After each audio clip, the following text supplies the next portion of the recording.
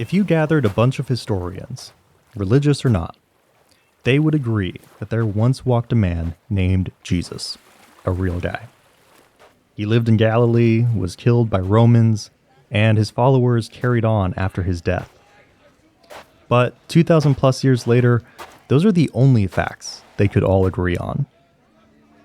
But for a person as consequential as Jesus, how do we fill in the rest?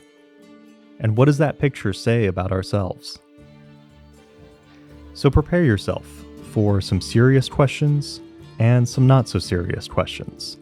Like, what would Jesus' favorite way to recharge after a long day be? Take a nap. That's My name is Javi Zubizarreta, and welcome to Jesus' Favorite Podcast, a show where we explore the many ways we can understand one of the most important figures in history.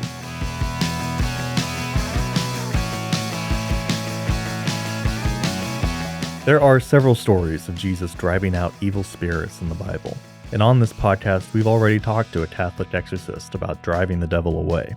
But today we're going to hear from a very different perspective on the job of showing demons the door. Several years back, after a dark and gloomy stay in New Zealand, Herman Petrick and his girlfriend had a strange encounter with the other side. And today, he's using that experience to help those who find themselves afflicted with evil through his work as an energy healer.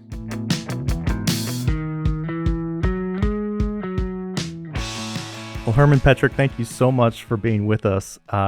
You are an energy healer, and this is a podcast about Jesus, about how we believe in him, don't believe in him, imagine him, build up his image, and so forth. And I'm curious a little bit, what is an energy healer thinking about Jesus? I grew up in a very Christian household, so, I've been to churches, and my thoughts are Jesus is all about love. And from a healing standpoint, I don't think there's been anyone else on earth that has been quite the healer as him. And so for me, it's more like a role model type thing, someone that is really easy to follow and kind of understand what he was doing. So I'm curious, could you tell us what is an energy healer? Yeah, so there's several versions, and everyone has their own opinion on energy healing.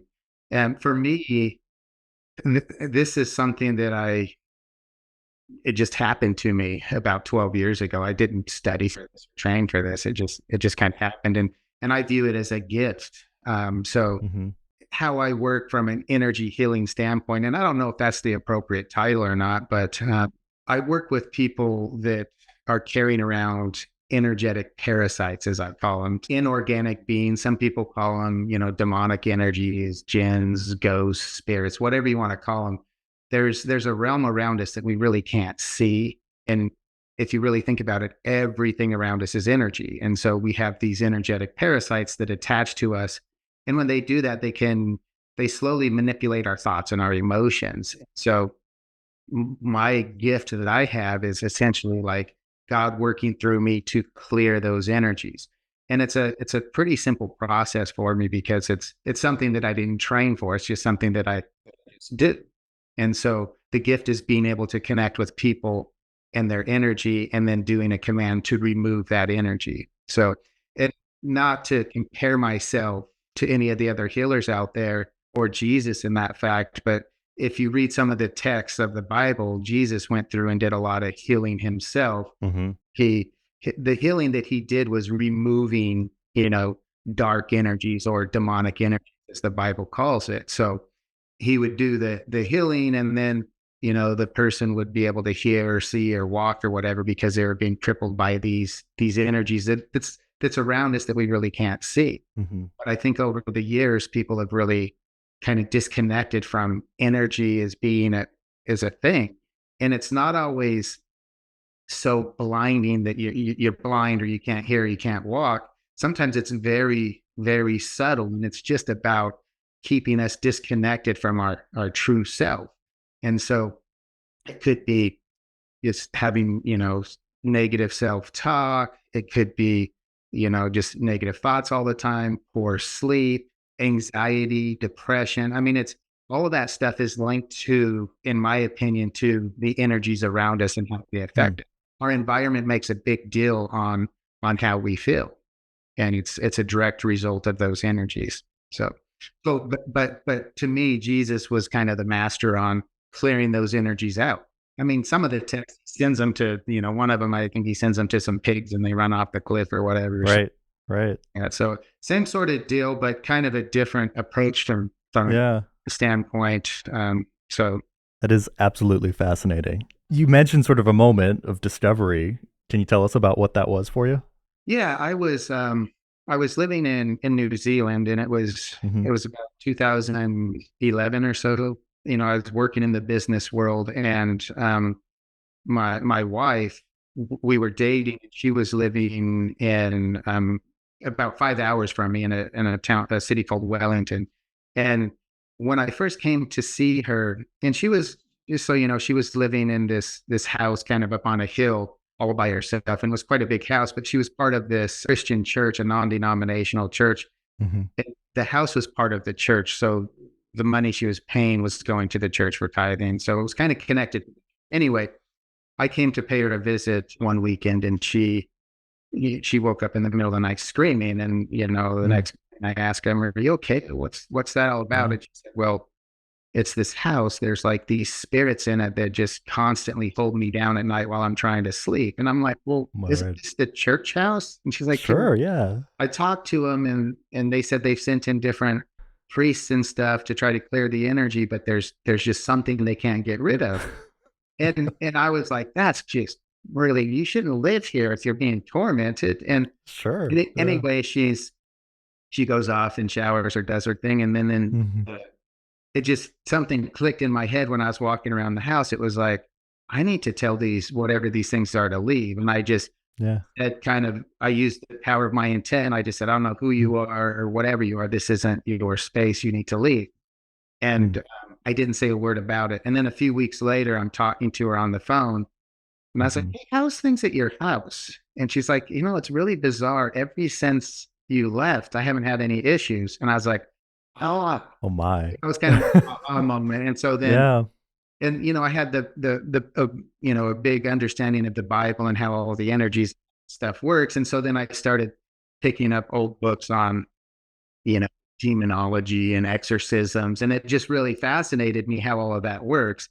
And Yeah. the thing that what I realized it was meant to be is it came so simple for me, and there was zero fear, because these Hmm. energies feed on fear. And so when you go into Mm. a situation where there's a little bit of fear, that energy is going to grasp on that and it's going to torment you. So for me, it was just a natural. And I just knew that I can do this for people without seeing them or knowing them. And so I tested it Yeah.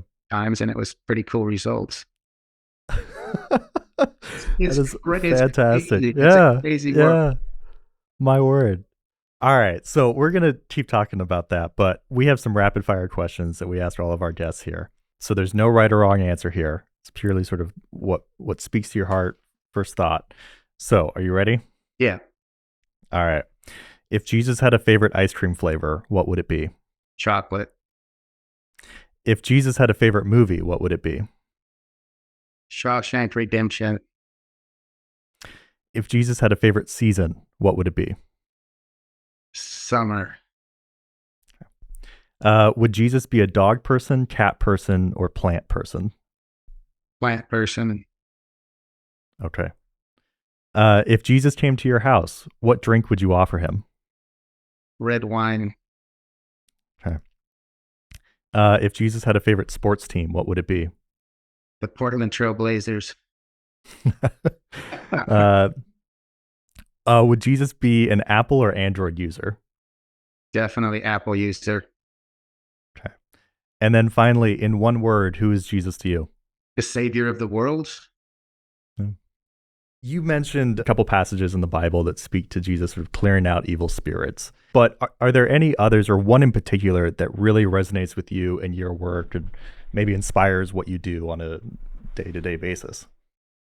Well, not one in particular, just the fact that when he does it, he's people are coming up to him, and he's just, it's not like Mm, it's not a process for him. mm, It's not like it takes him hours or days. It's like be gone and it's done. It's the instantaneous consciousness of it. Mm. And the fact that, you know, he can see it as it comes, so he sees the person and he knows, okay, this is what's happening, gone.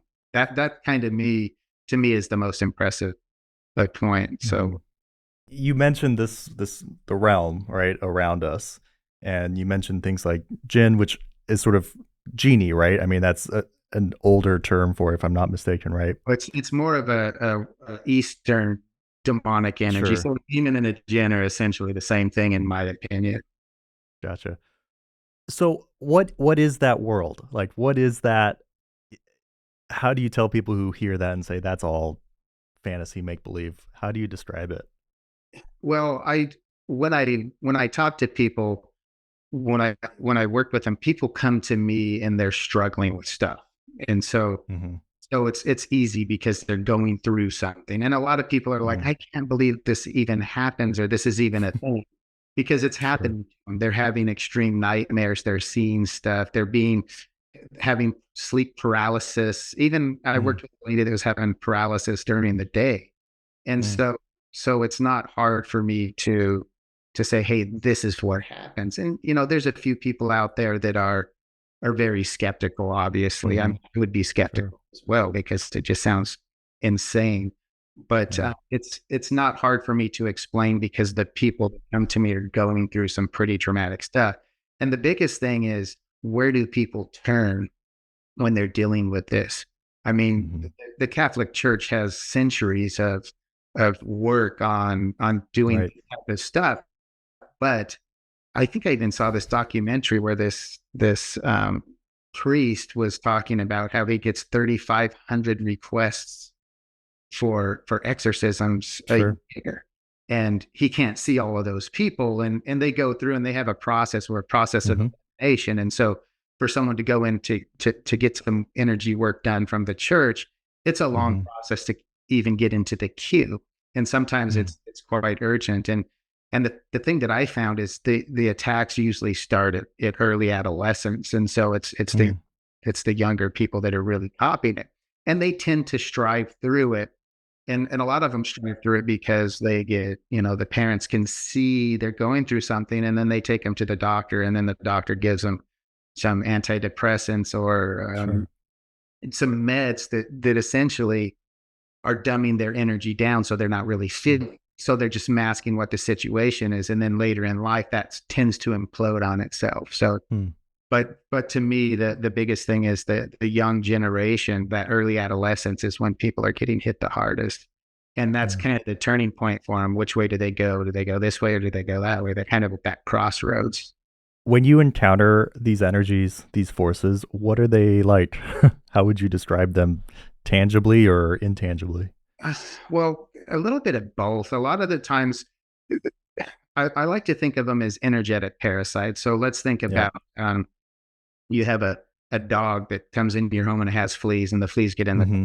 the fleas are annoying. They're going to bite your ankles and this and that. And then if the dog goes to the next house, it's leaving fleas in that house. And then, it's kind of just spreads because they're like parasitic. And that's how these energies can spread from person to person. As someone could be full of these energetic parasites and they have a conversation with you, and then some of the parasites jump onto you. And it's a slow process. Sometimes it's quick and instant where you can feel really bad, but sometimes it takes weeks or months for them to build up and start to manifest in a different way. But typically it starts with just manipulating those emotions and those thoughts. But but for me, I don't I used to, when I started this, go into the details of, okay, this is the different types of them. This is the structure of them. And now it's like, I don't even waste my time with knowing what they are, who they are. I classify them all as inorganic beings. And when I do my work, I remove all of the inorganic beings. So I don't really give time of day. But Sure. I work with a lot of people, and Hmm. and my market is huge. It's the UK, the US, Singapore, Australia, New Zealand, and Canada. Hmm. But when I work with people, I do the work on my own, and I don't even schedule it with them. And I do that Hmm. on purpose because these things are so connected with your thoughts and your emotions that if I was to say, okay, we're going to do this on this day at this time. Some of the really nasty ones will just simply jump off and come back on when Sure. work's done. So I do it on my own time. But the tangible part is sometimes when I do the work, I can usually feel it when it's a really heavy, nasty one because I get a sharp pain in my left lobe. And it's like when I'm clearing that energy, it's like it's trying to hit me at the same time. And so that's how I can kind of discern when it's really bad or not. Most of the time I don't even feel it. It's just natural for me.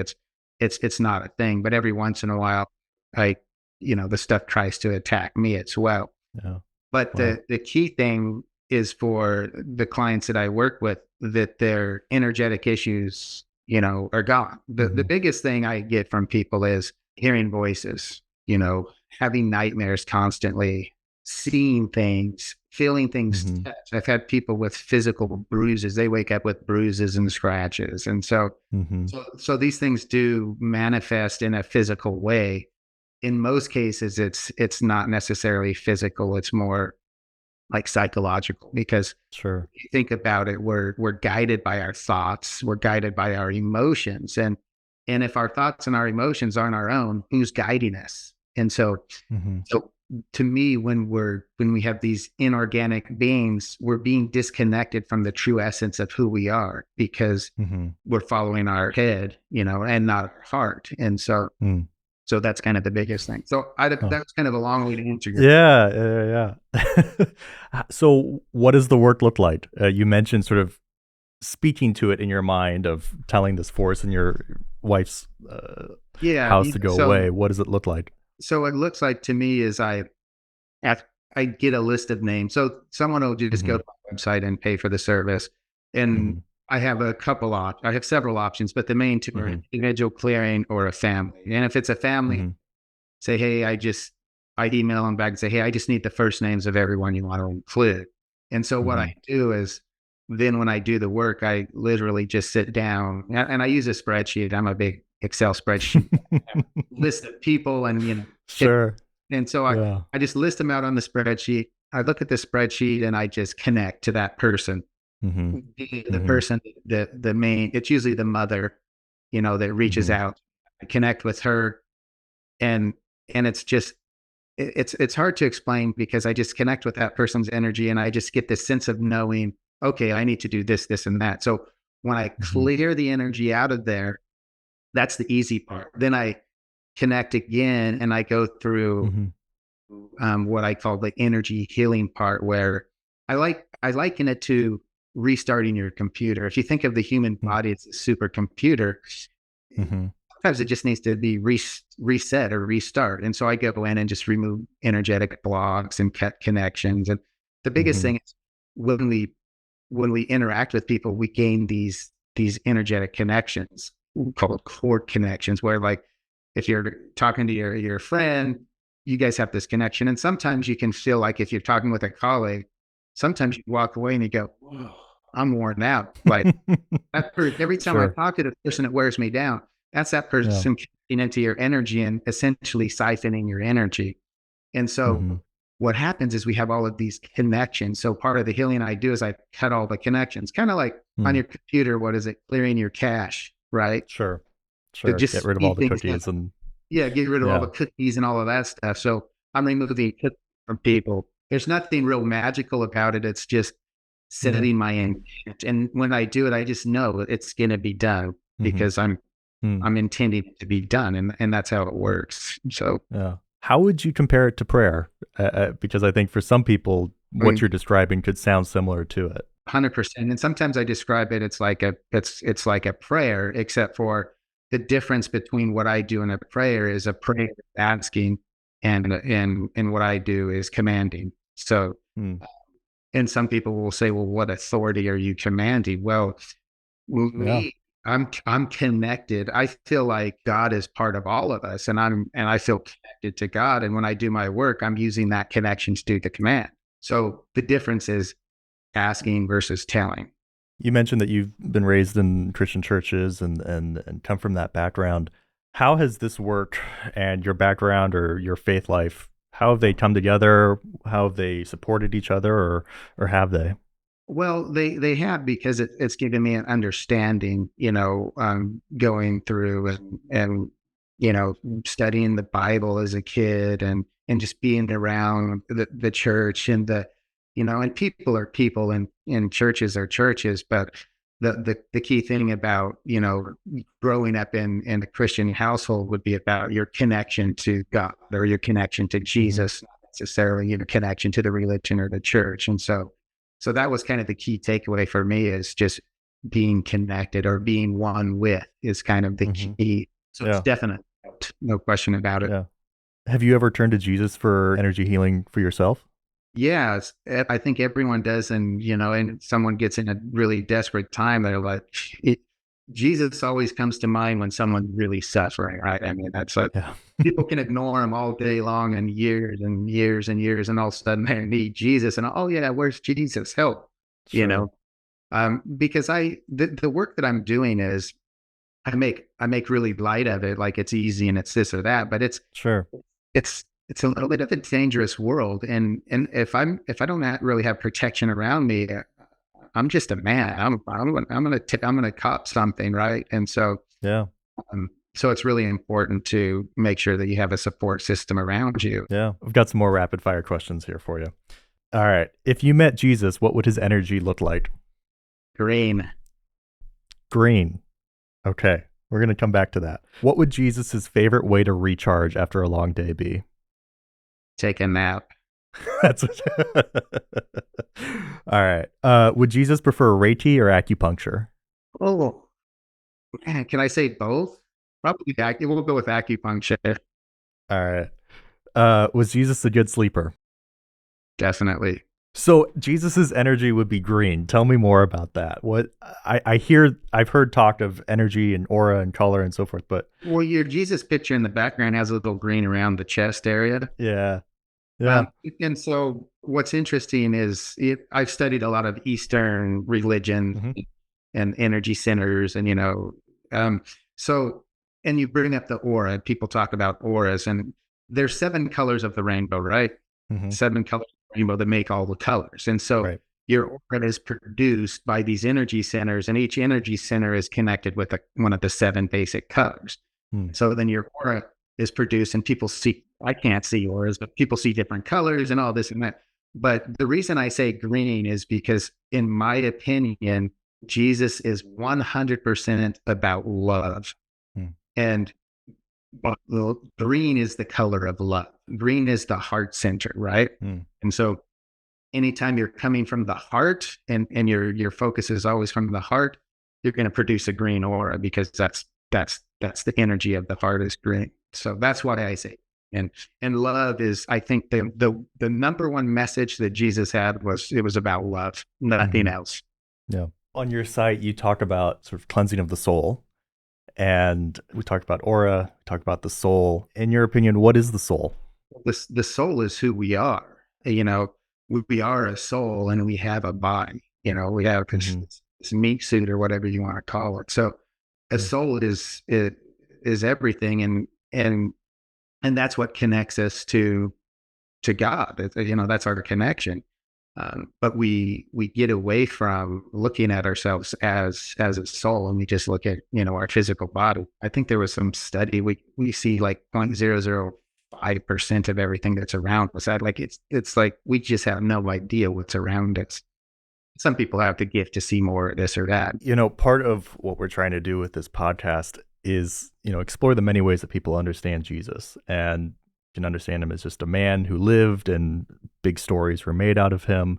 You can understand him as a spiritual leader who, performed miracles. But I do think that sometimes even people of faith, we, as you say, lose the connection to the fact that faith is a mystical matter, that it's not just show up, say the words, read the prayers. How did you connect to the mystical world, to the spiritual world beyond that experience with your wife? Where did that come from? I think it was always there. I don't know if it I guess it just, I feel like we become who we are, Mm, if we follow our past, right? So everyone has a purpose, and finding that purpose is probably part of our journey. And for mm-hmm, me, um, it was just a time in my life where just clarity just came in. And it's like, I need to do this. And the thing is it just came with so much ease that it was like, Yeah. it was really meant to be. What do you hear from the folks that you help after you've performed this cleansing for them? A lot of them are very, very grateful. And a lot of them, they're just happy that they're able to be freed from the thoughts, right? Because Yeah.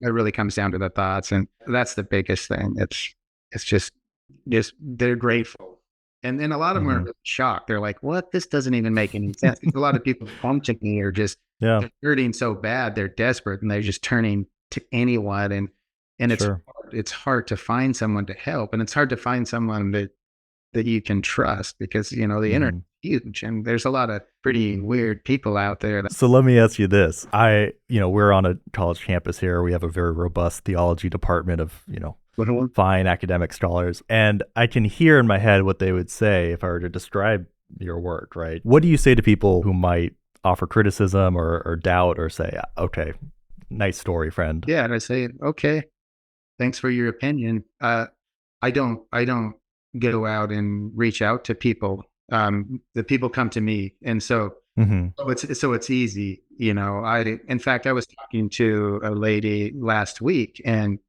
she emailed me, and she had all of these questions. And usually, I'll give people a 15-minute consultation, but I like to do it after the fact because once I do the work, there's a lot of questions, and I like to get feedback when the work's done. But sometimes I'll do it before, and so said, let's do a consultation. And I talked to her on the phone, and everything that I was saying, she was like, "Well, I don't really believe that. I don't believe that. I don't believe that." And I'm like, "Okay, well, let's stop wasting each other's time here.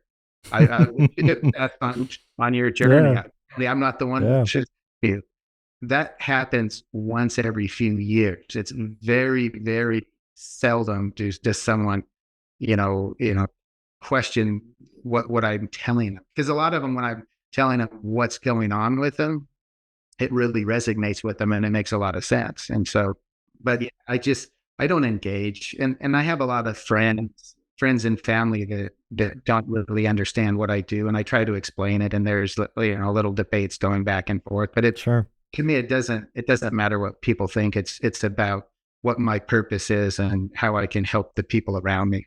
So for me, my work is about making an impact on the people that I work with. That's kind of what I strive for. So the people out there that just the haters, as you want to call them, I'm not even paying attention. And I've been on a few.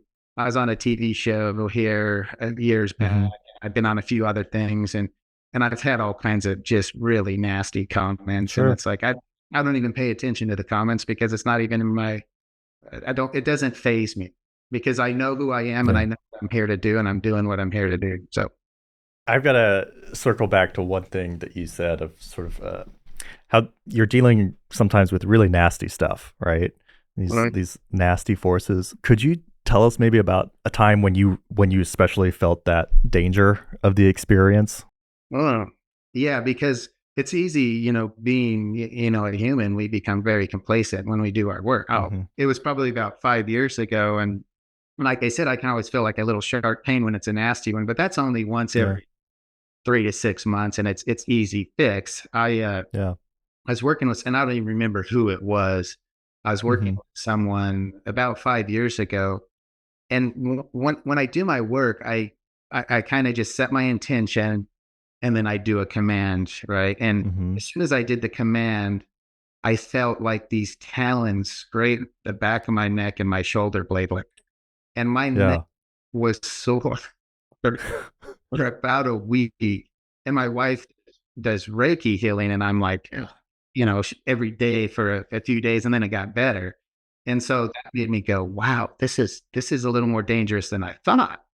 And and funny enough, well, not that funny, but that was about 5 years ago. And about 2 weeks ago, I was doing some work for a person in Minneapolis, and Mm-hmm. I try to do the work while people are sleeping, right? And my time zone is perfect for it because right now Sure.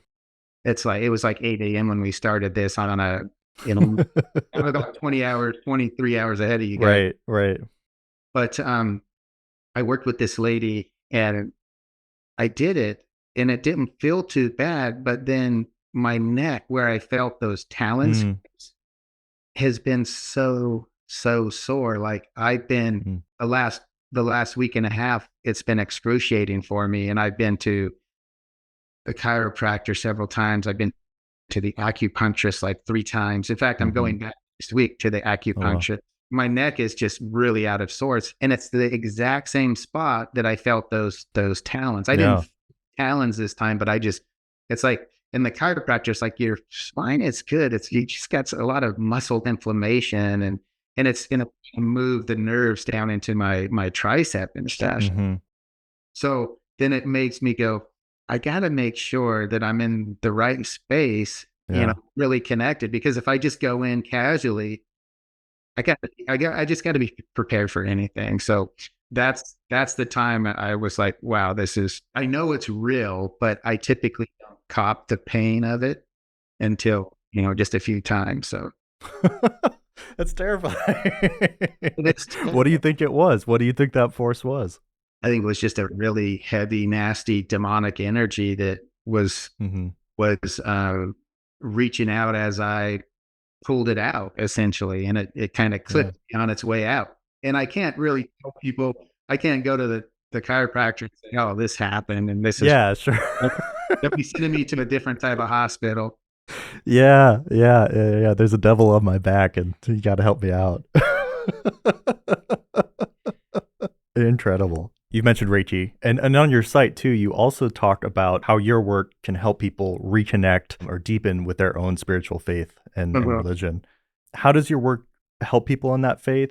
How does something like Reiki or other practices like that, how could they help someone in their religious life? well, to me, it's all about your connection. So, people get stuck on the religious part of it, where Hmm. and I think if we were talking about Jesus, when he walked the earth, he was throwing away temples and, Sure. because it turns into a religion, and not Hmm. necessarily a faith or a connection. And so Hmm. it's helping people connect. And when you Hmm. connect, you're connecting to that faith, right?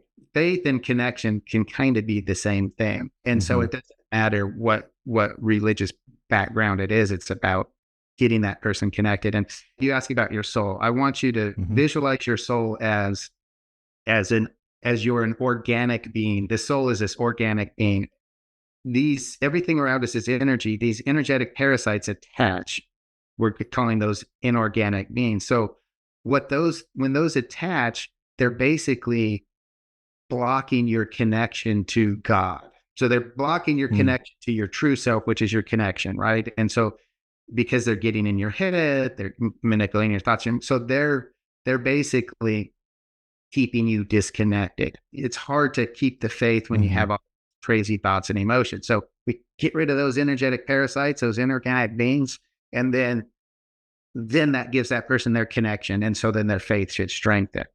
Now, from a Reiki standpoint, what I Hmm. do is definitely not Reiki, but the Hmm. Reiki is a healing that just sends like a loving energy through the body to remove. I wouldn't say that it removes the inorganic beings; it more heals the body. Because think of your soul as this river that's a constant flow, and it just has Hmm. to be constantly flowing. And if you're you see a stream going down the mountainside, it's crystal clear. You can see through it. It's Hmm. beautiful, beautiful water. But then you take a log and you block that flow. The water Mm. becomes murky, has some parasites, and the foliage around Hmm. it's turning brown and nasty. Yeah. Yeah. That's what happens in our physical body. We have energetic blocks. The flow's not going. And then so Hmm. Reiki helps open up so everything is a constant flow. And Yeah. so that's the whole beauty of Reiki, is keeping everything flowing. Because if if we're not flowing, we have blockages. If we have blockages, it starts to create disease. And so that's kind of Mm. and it could be a mind disease, it could be a physical disease. So, the key thing is about connecting people, Hmm. to their true self. The work I do sometimes is very subtle with people, so they just slowly get better and better and better. It's not like a magic Hmm. pill that my life's going to be perfect, but It's just, for me, it's really about helping people become who they are, because everyone here is here for a specific purpose, and we probably have several purposes, and Yeah. we can be detoured along the way, which may not be the right path for us. And the only way we know we're on the right path is when we're really truly connected, right? Mm-hmm. Um, Mm-hmm. and I think that's what a lot of the churches strive for, is helping people with their connection. Fascinating. All right. Last round of rapid fire here. Uh-huh. If you could ask Jesus one question, what would it be? I think it wouldn't be a question. It would be a comment. Thank you. Where is Jesus the most real for you? Probably really all around us, I mean, look what he's done for humanity. Yeah. If Jesus came to you to clear his energy, what would he be carrying? I don't think he would come to me, because I don't think he would be dealing with any of the stuff. He's a little more connected than most of us. All right, final question. If Jesus had a favorite podcast, what would it be? Probably the Grotto. Great. Thank you so much. Herman, thank you so much for your time. All right, very good. To learn more about Herman Petrick and his work, you can visit his website, Herman Petrick, that's HermanPetrick.com, or on Instagram at Global Energy Clearing. This episode of Jesus' Favorite Podcast was hosted by Javi Zubizarreta and produced by me, Ebony Moxie. Senior producer Josh Long.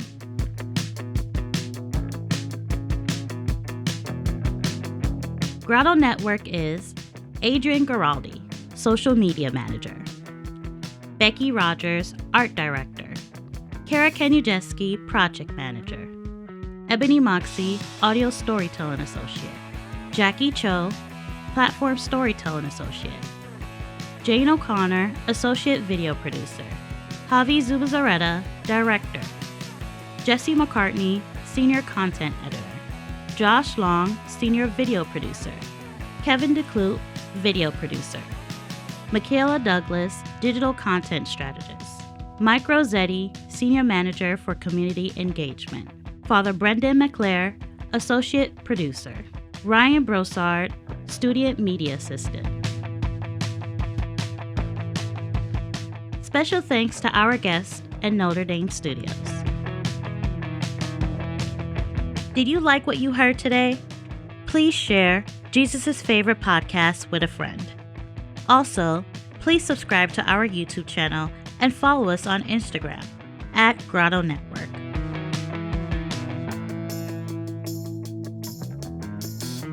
Sometimes it's very, very subtle, and it's just about keeping us disconnected from our true self. Just negative thoughts all the time, poor sleep, anxiety, depression. I mean, it's all of that stuff is linked to, in my opinion, to the energies around us and how they affect it. Our environment makes a big deal on how we feel.